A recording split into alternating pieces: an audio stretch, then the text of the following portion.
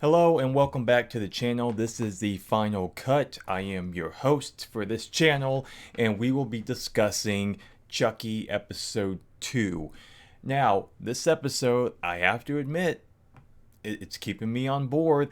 I mean, after the first episode, I was actually pleasantly invested in all that was happening. And typically, for the first episode of, I would say, any series, it's never going to be the best episode because you're having to introduce all these characters, you have to introduce the plotting and all this stuff, and just kind of give you a taste of like, okay, maybe there's something here for the future I can actually get invested in. The first episode of any show was never really that great. But on the flip side of that, with this series, knowing that there's a bunch of lore, already a bunch of films behind it going into it, it was easier to get into, and so therefore I could actually get invested pretty quickly despite all these new characters coming into the fold. Now, with the second episode, I would say it was even better. So far, the show still has me invested. Now, me not being the biggest Chucky slash Child's Play fan, I do appreciate mostly the earlier stuff. Like I said in the previous video, I kind of got on board, like with most people, back on board with Curse.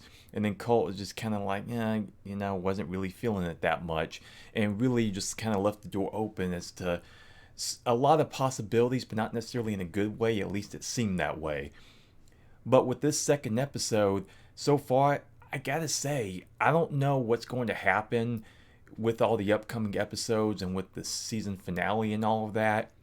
But so far, I could pretty much say that this is probably the best content we've gotten as far as Child's Play lore.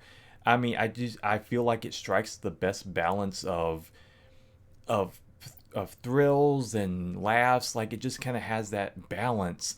And the characters, like so far, these characters are all pretty damn good characters. Even the characters that you're supposed to hate, you hate them to death. That's for damn sure, especially with the one character. I mean, knowing by the end of the episode that she straight up dresses as Jake's dad as he's getting electrocuted. And it's like, that, what a bitch. I mean, really. But she's done very, very well as a character that you want to hate. And it's just it's hard for me to not give this show a lot of credit and Don Mancini credit for actually striking a really great balance. And I truly hope that he manages to hold this going forward with this series, because so far I'm actually having a lot of fun.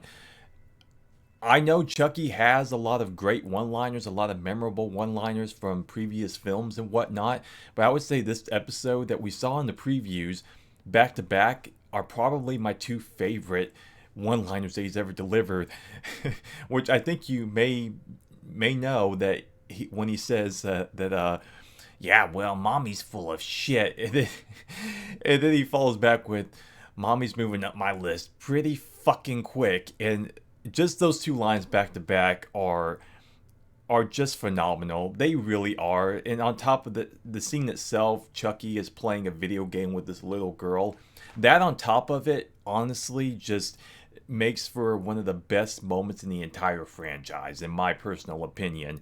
It just hit me in that way, and I'm like, I can't get over that. That's some truly funny stuff right there. And I like the factor that they're playing with this series so far between Chucky and his relationship with Jake, because we know that Chucky has played the manipulation factor before, and we're definitely seeing that here.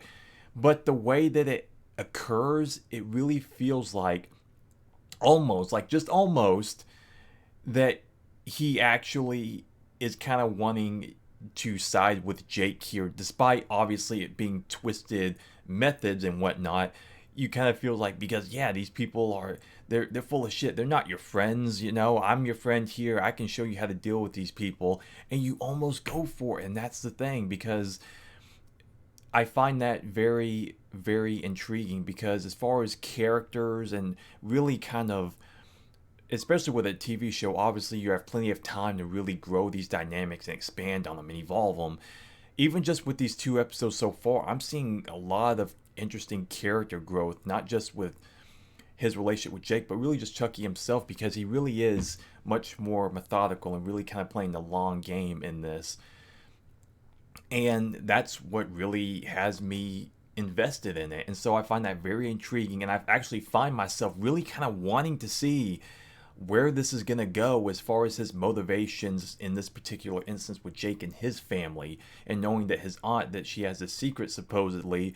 And a lot of people have been kind of pointing to, maybe it's like this affair with someone that's like, it's like, okay, that could be interesting, but with who and why? And like I said, what are all the big factors that play into this, to where he really needs to find himself involved with these people and to execute this plan of his that he has going?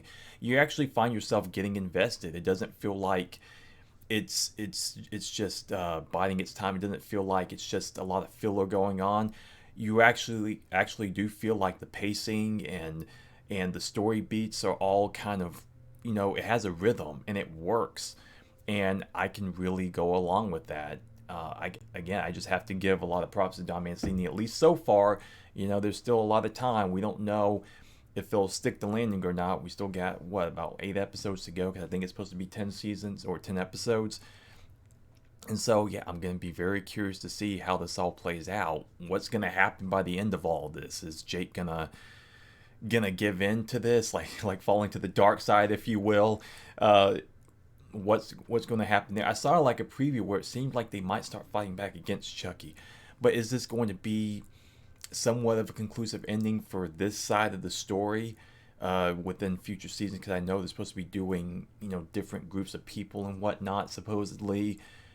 What's going to happen with Jake? Is this going to be a decent ending for him? Is he going to carry on in the further seasons somehow?